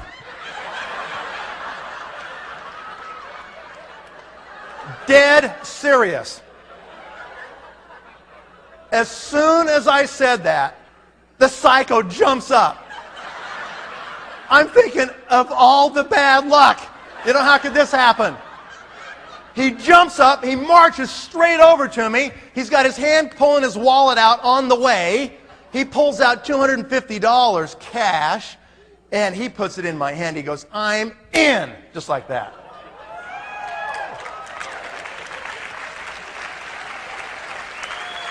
And I'm thinking to myself, you know what? Okay, this is looking a little better. Even if he is a psycho, this is okay, right? As soon, literally within seconds of that cash landing on my hand, the father-in-law comes out of a deep sleep. He goes, "You what?"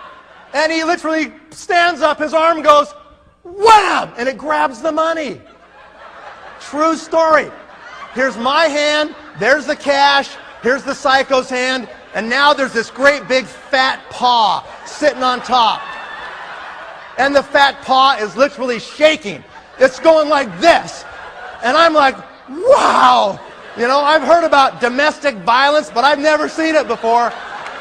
And it's just going like this, you know. I mean, he is all steamed up.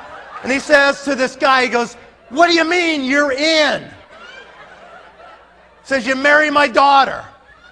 You get her pregnant 5 times. You've been unemployed for 9 months. And you're going to give your last $250 to this guy for some skincare deal over my dead body. Like that. Whoa. This was very intense. No one in the room is sleeping. Everybody's on the edge of the couch. This must happen a lot in this family or something, you know. It's kind of like the game's on. Let's see who's going to win. And all of a sudden, the psycho takes his eyes, those laser eyes, and he turns them on the father-in-law. He just goes, zzz, just drills him. And he goes, hey, I don't know about you, but I'm in. Whoa. Everybody's watching.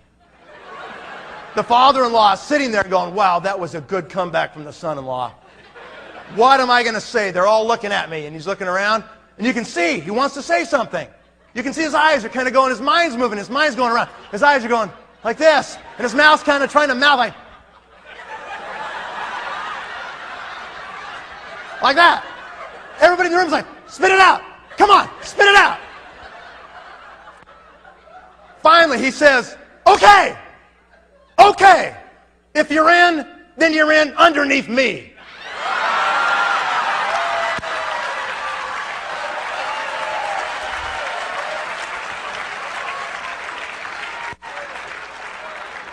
And so it ended up just like this. And I later found out that that person really wasn't a psycho after all. He was one of the greatest guys who's now retired, and you probably have never heard his name, but it's Scott Malone. Okay? This guy called me every day. Now, normally, I'm making judgments about who I work with, right? I've got to decide who I'm going to spend my time with because my time's limited. I look for contacts, resources, and credibility with those contacts. If they've got those three things and they get it, I'm game. I'm going to work with them. This guy had all of them except for the middle one. He didn't have any resources. But he was willing to do whatever it took. He called me every day. I remember one Saturday, we did three-way calls all day, like 14 hours. The next day, I put the phone to my ear. It was like, ouch! My ear was so sore. We only took breaks to go to the bathroom. That was it. 14 hours. He was willing to do whatever. He had nothing. He was living in a rented home. He ended up, the first month, we got his letter of intent in. He did his volume, pretty good volume too, like almost 10,000 within a few days. He really went after it. He was awesome, okay? And so his check shows up, and it's about $365. And his wife literally cried. And she said, Scott, don't do this to our family. Please get a job. Okay? He wouldn't hear of it. I don't know what happened. It's like the guy had a spiritual experience. He just knew this was his deal. He had to do it. He sells his family piano the next week. Couldn't even pay his phone bills. Okay? And so he keeps going. He's got 2 cars. He sells one of them. They're just junk trap cars, you know. He'd park the car 3 blocks away from his appointment so nobody'd see his car, and he'd walk to the appointment. Okay? Second month. Check comes along in the second month. His check is for about $800. Okay? His wife cries. She says, Scott, don't do this to our family. Get a job, please. How long can we go like this? Okay? He sells his children's beds. They're sleeping on the floor. He sells virtually everything he owns in this world to make it, to get there. Okay? He broke as an executive in 2 months. We had good stuff going, really good stuff going. In the 3rd month, his check came to his house for $6,600.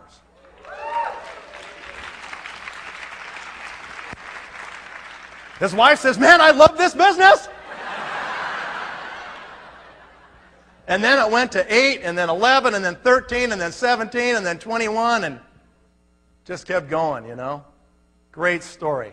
Ended up buying his home that he lost to the bank back from the bank for less than the bank took it back for. And so let me teach you a principle now, okay? We went on to sponsor other people here, but Scott Malone was the locker, you guys. Let's just bring that up there so you can see that, okay? What's a locker? What is a locker? A locker is the person who gets it no matter what. They're going to do it. They're the one who says to you, thank you for introducing me to this. Get out of my way. They totally get it. Ladies and gentlemen, listen close. You will find your locker 3, 4, 5, 6 generations deep. Very rarely will you find your locker on the first or second level. Listen to this again. Write this one down. What you have to do is you want to spend all your time working on levels 4, 5, and 6. Did you hear me? You don't spend very much time working on level 1 or even level 2. You spend all your time down on 3, 4, 5, 6. You spend it in your downline. Because the level you spend your time on will multiply your results of the volume in your downline. In fact, for example, if I spend my time on my 5th or 6th level down here with Scott Malone, I'm going to multiply my volume by the number of the level I find my locker on. Watch, I'll show you exactly what I mean right here.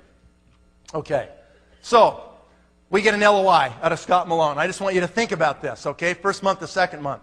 In those days, you had to do 500 personal volume. 2,000 to get your LOI in and 500 personal volume. Okay, so Scott Malone had way more than 2,000. He had almost 10,000 his first month. So I called up Wilford White. And I said, Wilford, this is Nathan. I said, Scott, your son-in-law is kicking butt. You've got a huge thing started underneath you. Wilford, you need to place your LOI. Wilford said, what's an LOI? I said, well, Wilford, it's a little letter that notices the company. You're going to be a leader, and you got to do 500 in volume right now. You need to do that and sponsor another 2 people. He goes, okay, I'll do it. So he put his LOI in, placed his order, sponsored a person or 2, got his LOI in. Okay, so that happened.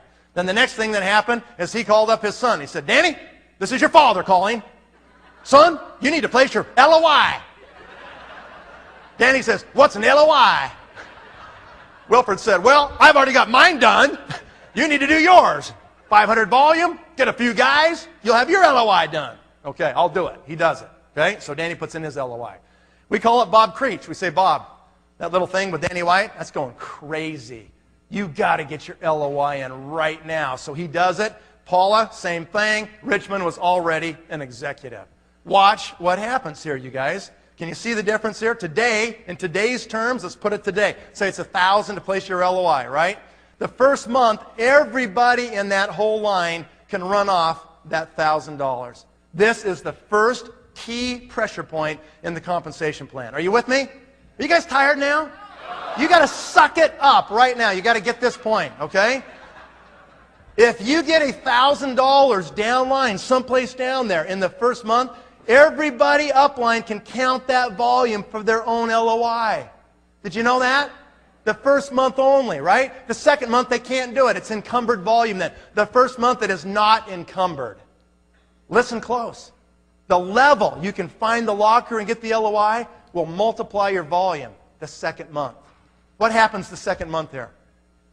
The second month they have to do 1,500, right? So in this case, we'll just go through kind of like the first month. They all count that same 1,000. So I don't really have 5,000 here because they just have to count the guy below. They all ride on one great guy. But the company, in their wisdom, will not let that happen the second month. The second month, they got to stand on their own 2 feet. They can't ride on one great person underneath them because they're going to break away eventually, and they don't want that guy to fail. So tough love dictates that they go ahead and have somebody else. If the second month, those people all do 1,500 each, my numbers are wrong there, it would be 7,500 in volume, wouldn't it? Versus just 1,000 if I work deep instead of wide. You understand what I'm saying here? If I work down, if I drive that line down and work deep, I can get 5 times more volume than I can by just sponsoring another person on my front line. I can go wide all day long. I can go sponsor another front line, get an LOI, get an LOI, get an LOI. That's just one guy, just one level. If I drive at 5 levels and get an LOI, the second month I get 6 times, 7 times the volume of just doing a frontline guy. You guys see groups out there that have 20, 30, 40,000 in GV and you wonder how they do it? That's how they do it. And most of them doing it without knowing that it happened.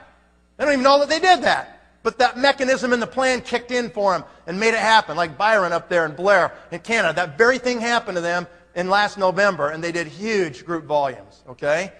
This is how you make it happen. This is how you manufacture this, you guys. You have to understand this. This is really important, all right? So then what happens is the next month right here, okay? The next month, we sponsored Rick Palmer. Palmers are here today. Are you? Where are you? Right there, okay, okay. Who sponsored Mark Mabry. And I remember the day we went to Mark Mabry's Prudential Real Estate office, And Danny came with us. He was in town, and the Palmers were there, and Scott was there. We went over to Mark Mabry's office, and we said, Mark, you need to do this. Mark's family had the Prudential franchise for Phoenix, and Mark got the vision and said, okay, I'm going to do it. Mabry's still here. They were here earlier, I know, today. Okay? So they're in the business. They bring in a guy named John McClellan, okay, who brought in a guy named Sean Brady, who brought in a guy named, George Caligaris and all these other people, right? This is a power line, guys. That's a power line. So here's what happens. John McClellan goes out there. Actually, let me just show you here. Everybody knows 2,000 people on a first-name basis if you graduated high school or equivalent in your country. Do you believe that? That's absolutely true. You know 2,000 people on a first-name basis, okay? If you don't believe that, I can put a gun to your head and you will write them down. I promise you. Okay? So in this case right here, for me to get down to Palmer's, to find down through Scott Malone and Rick Palmer, I sifted through a potential universe of 14,000 people. You know what Brent Bryson said this morning? He said it's about sifting. It's not about selling, is it? It's about sifting and sorting. So what do, you guys? How do I do that? I go ahead and get Richmond Flowers and I say, I want to see your top 20 contacts, Richmond. So give me your top 20, just like that, right there on the screen. And I want to hear them. I want to get them on the phone. I want to be on a launch call. I want to be on a three-way call. I'm listening. I'm seeing who gets it, who's the best shot for me to spend my time with. All of a sudden, Paula shows up right there. Boom. Paula, I want to see your 20 best people. I immediately go down and work with Paula. I don't worry about Richmond so much anymore. I'm driving the line. I'm sifting and sorting. I'm going through that group. Boom, boom, boom, boom, boom, boom, boom. Who is it that I'm going to work with? There they are. Bam, there's the next one. And then I go down to Creech. I say to Creech, show me your best 20 people. I went down. I got in a room. I looked them all in the eyes. Nobody in the room was the people, but the guy the next day was, right? Sifting and sorting and looking, sifting through those contacts. And all of a sudden, wham, there's Danny, and then Wilford, and then the locker Scott Malone, okay? So by the time I went 6 levels on this group right here, I had talked to 1% of the potential universe of contacts. It's all math, guys. It's just the law of probabilities. Why do the very best people show up? Why do the lockers show up on 3, 4, 5, and 6? Why? Because you've now sifted through a large enough potential universe of contacts that you're going to hit the best people down there. You're going to find it in your downlines as you're sponsoring. You'll get a great person, and all of a sudden they'll find another one that's even better. And you go, wow, that one's even better. Oh, that one's even better yet. That's why it happens. Have you experienced this before? New people, you're kind of maybe going, I don't know if I understand this quite. Those that have been in this thing for 4, 5, 6 months and you've done a little bit of sponsoring, you know what I'm talking about right here, okay? So it's math, guys. You have no time to look at 2,000 people, do you? Time's your enemy. A lot of you are doing this part-time, so what do you got to do? You got to get them to offer up. You've got to get them to self-select the 20 best people. What did Paige say this morning when she put up the system? What was the first thing on the system? Make a list of 100, and it said top 20 in brackets right there. You want to get them to offer up the most successful people they know and put them in there, right there, okay? So here's what happened. John McClellan, over time and pretty rapidly, became a team elite. He went out there and created 15 executives. This is the second principle you must understand about this compensation plan. If you understand this next principle, you can use it to create literally massive power legs. This is how you do it right here. McClellan becomes a team elite. Let's say Mark Mabry, all he has is John McClellan. What does that make Mark Mabry? A what? A gold executive. That's all he is. He's got one first-level breakaway called John McClellan. Is that right? But John has 15 frontline breakaways underneath him.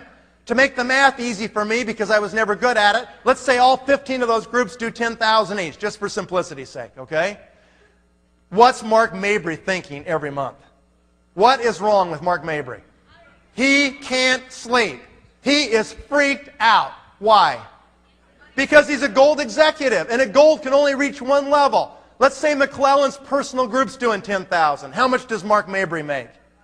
$500. He gets 5% of 10,000, which is $500. What happens if Mark Mabry goes out and just gets one more executive? Just one more executive. Now what's his title?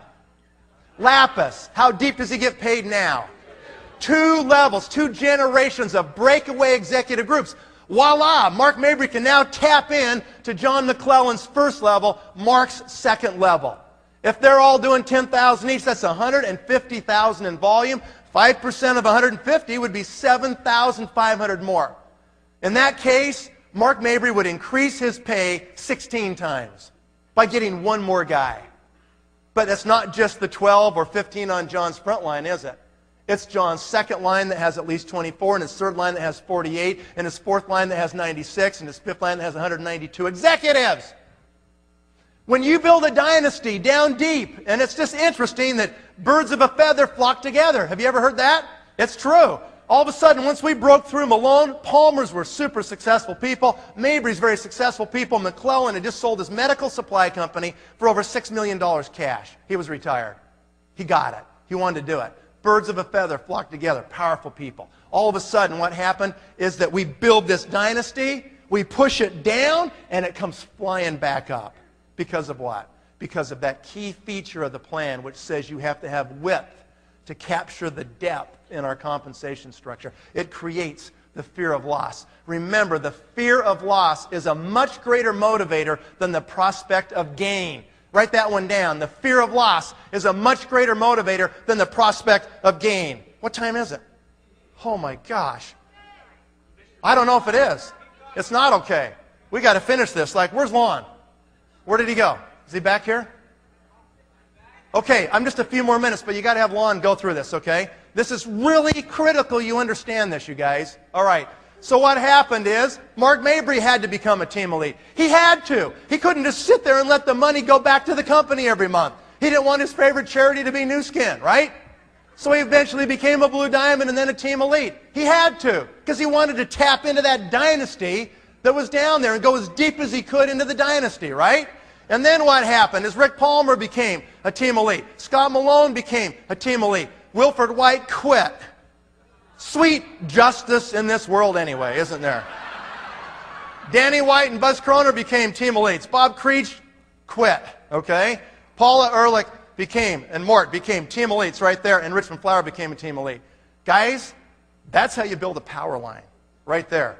That line right there has paid me over $40,000 a month for 15 years. Is that worth a lot of money? Okay? Absolutely happened, okay? So, I want Lon to step up quick, and Lon just quickly, where is he? Come here. You're not running, you're walking. Let's go. We're out of time here, man. I want Lon to quickly cover this and just give them your example so they can see about driving lines. Lon Wardrop, one of the greatest in the game. Is this thing working here? All right. The time is short. Here's what I want to say. And I want everybody listening because I'm not going to say a lot, but listen. Peter, you too, buddy.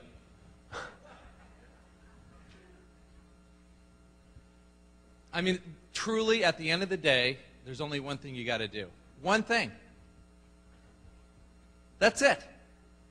We've heard some amazing things today. Amazing. Absolutely life-changing. A lot of you today come to us financially bankrupt, physically bankrupt, mentally bankrupt, spiritually bankrupt, socially bankrupt. And we have the components to fix every single one of those areas of your life if you just let us. And the word's let. So the question is, the only thing you got to do, first off, is decide you're going to do it. So you've got to do one thing and one thing only in this business, and that's recruit yourself. That's it. I understood the principles of this, okay? This thing up here is called the puzzle. I'm not even going to go through it. The thing I want you to understand is when I came in, I didn't know the compensation plan. We had no presentations. The company had been going backwards for 11 years. 22% negative growth in the United States in the year 2001, and I decided to do this thing. Okay? In the U.S. market, there was a lot of, with a lot of the leaders, there was a lot of non-belief system. And I didn't believe it at all. I believe this is the greatest opportunity, and I was willing to risk everything for it. I'd been retired for 6 years in another company, and a lot of people thought I brought all those people with me. I brought none, zero with me. I started cold turkey from scratch. I went back to my roots in Cheyenne, Wyoming, and talked to people that I've known since 1966 and recruited them. I recruited 15 people on my front line because I asked Nathan what's the top position in the company. And honestly, the truth is, I knew 2 positions in the company for almost 2 years. Executive and team elite, and I knew nothing about any of the other positions. That's the truth.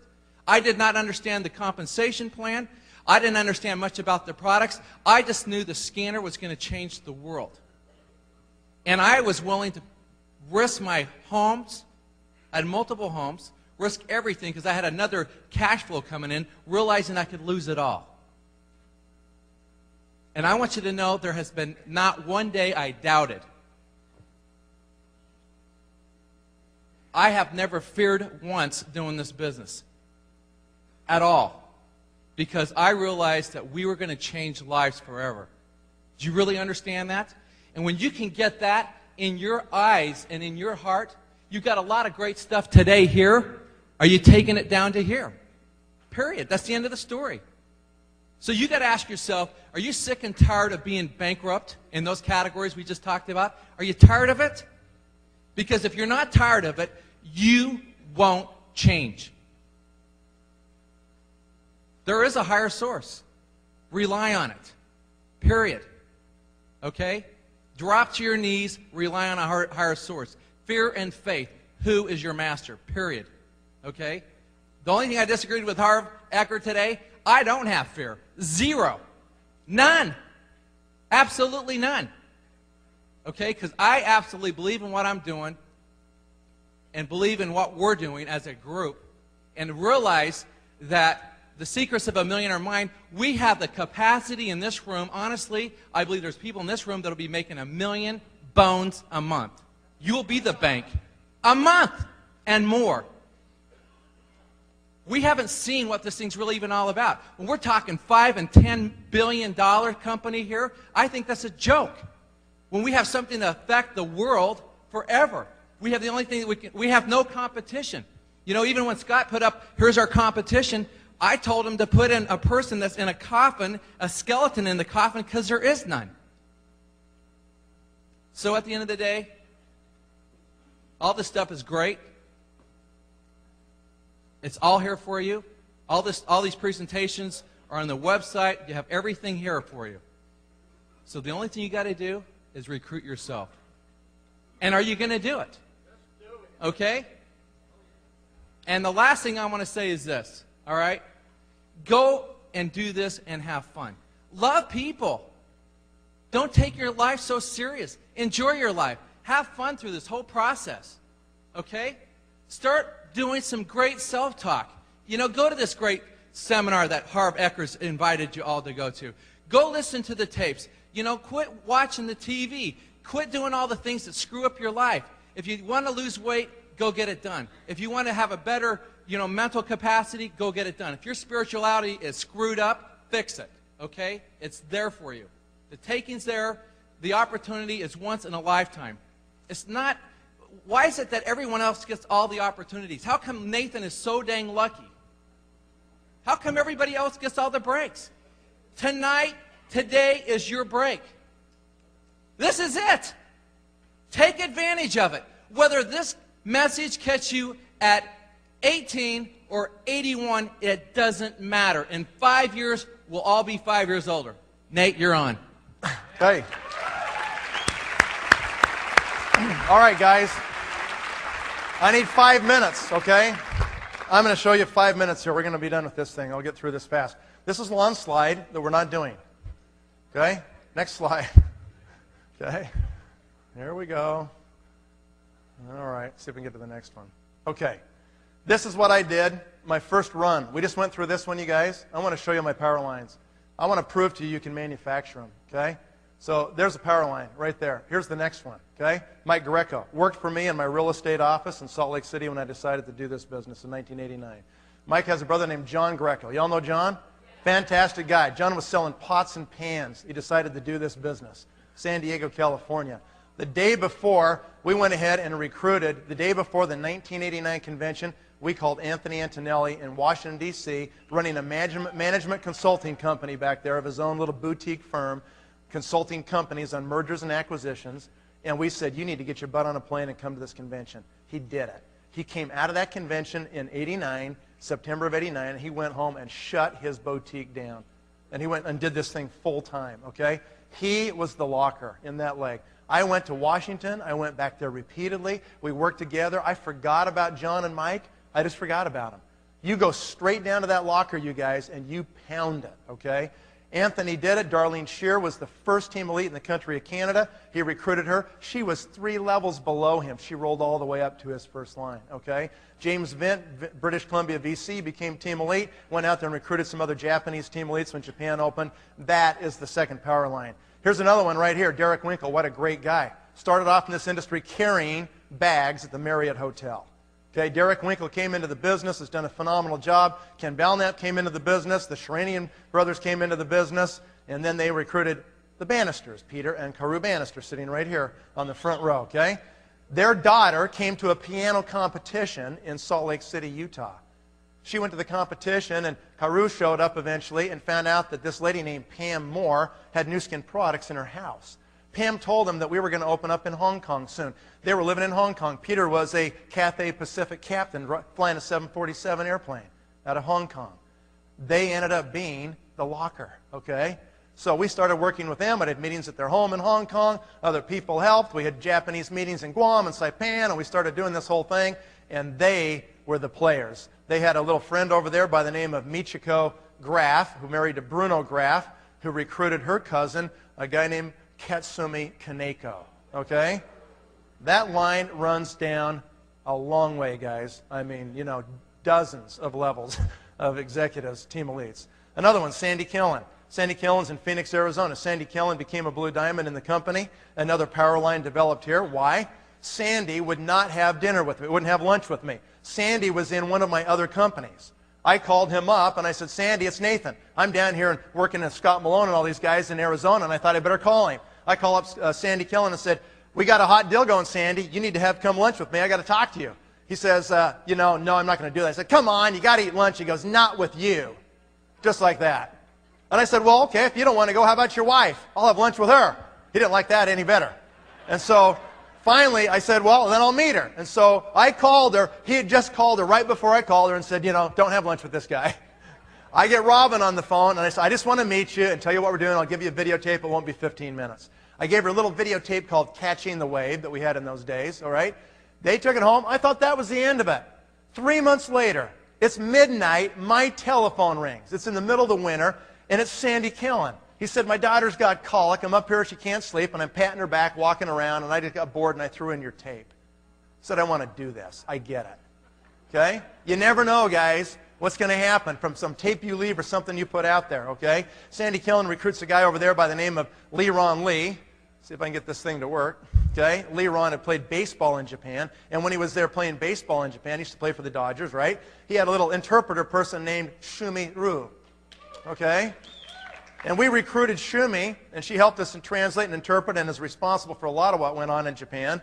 And she recruited Fumi Sawai, who recruited another guy, and Shumi has a $5 million circle membership in this company. She's almost $10 million circle now. She's made millions.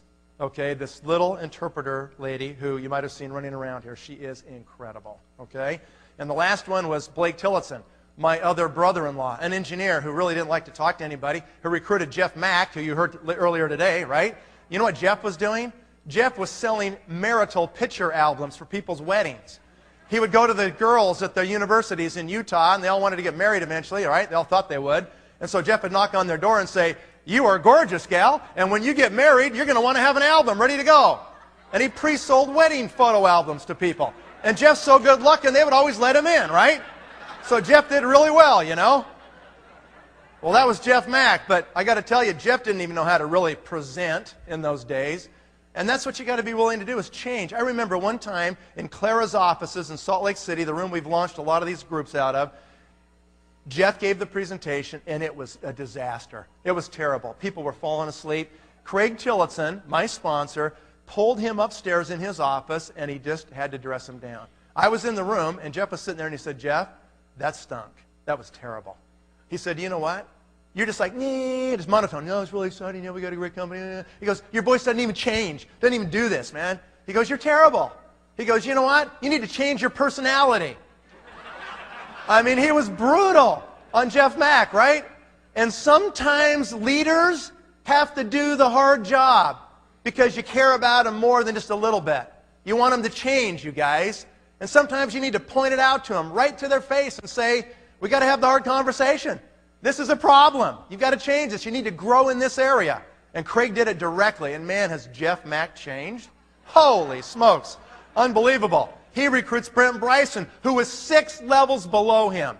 5 executives quit in between Brent Bryson and Jeff Mack. Okay? And look at Brent Bryson today. He makes over $100,000 a month, right? He recruited John Emerand over in Thailand, and there's other Southeast Asian team elites there. That was my first 6 or 7 years, guys. That was my first run in the company. Let me just describe this to you, okay? You can manufacture power lines. You learn these concepts I've taught you today, and all of a sudden you will realize that this business is not a lottery. It's not like, oh, well, that guy got lucky, and, that one got lucky, and that's why they made it. That has nothing to do with it. You can't manufacture them like this by luck, okay? You can build as many power lines as you want to build. This is a business. You just learn the principles and you apply them consistently. And what's going to happen to you? You can do it as many times as you want. You want to see my second run? Here we go, right here. A guy named Dan McCormick signed up 3.5 years ago. Brought in a guy named Lon Wardrop right there, right? Paige Ripple comes in, who recruits Peggy Crock right here on the front row, who recruits Peter Levy right here on the front row, and now we're waiting to see who the next one's going to be. Okay? He's sitting right there. Okay, Russ is going to take it? Good. All right, here's another one. Steve and Malin Campbell. They come into the business about 4 years ago, okay?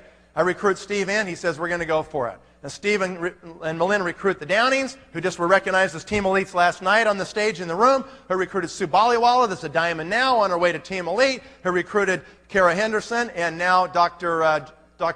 Ginny Hines and Dr. Hines. There we go. Ginny, I forget her name, actually. I should know it, huh? What is it, Scott? You remember? Okay. And Dr. Hines. Okay, thank you very much. And so this is another power line that's in the making. These are brand new, guys. These aren't fully mature yet. My check's going to still go up by another $100,000 a month as these groups that I started in the last 3 years mature. Okay?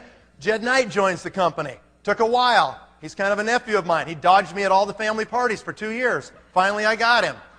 He brought in Ryan Fry right here on the front row, who brought in Charlie Patterson right there in the second row, right? Fantastic guys. Have you guys heard these guys go? They're incredible, aren't they? Who brought in Mike Rott? Mike's here someplace in the room, right? Who's brought in other people over in Israel, and that thing's now spreading everywhere. That is a power line, okay? And there's others. Don't be offended if your name's not here. There's actually multiple branches of Blue Diamonds off lots of these lines. I'm just giving you an example. Kenton Worthington comes into the business. Is he amazing? Yeah. Kenton Worthington has more natural charisma than anybody I've ever met in my life. He is incredible. He's got a God-given gift to him, and he will be absolutely massive in this company as he continues to grow, okay? Kari Vasi comes in the business, and he does phenomenal things. Virtually all of Hungary is underneath Kari Vasi, a new country we opened about a year ago, and it's spread now into Romania through these other people on the bottom here, and that thing is going, okay, doing tremendous volume. And finally, Greg Kagiyama, who I recruited several years ago, who ended up recruiting some people in Japan, Saigusa-san, Takahashi-san, who brought in Kawamitsu-san, okay, Masami Light, and others, and that's another power line, okay? That's my second run. I can do this at will. If I decide right now I'm going to go do 5 more power lines, I could do it over the next 5 years. I could decide if I want my check to go to $500,000 a month, I can do it. It's just mechanics. It's just principles, you guys. It's not a lottery. It's not about luck. You know, it's not about some like guesswork or something and somebody just falls in it. Maybe they do once, but they don't recreate it, okay? You can manufacture these things. You can literally, if I want to keep working, I can just keep making power lines, one after another after another. You can do the same thing, okay? This has been, I think, the best conference we've ever had. It's been amazing, hasn't it? Okay? Now, as Lon said, all this is, you guys, this is all action now. this is now you, okay? This is the hot bath that's over, and tomorrow morning you're going to wake up and you got to decide what you're going to do, all right? I really pray you make the right decision and you change your life and you do this business. Thank you very much.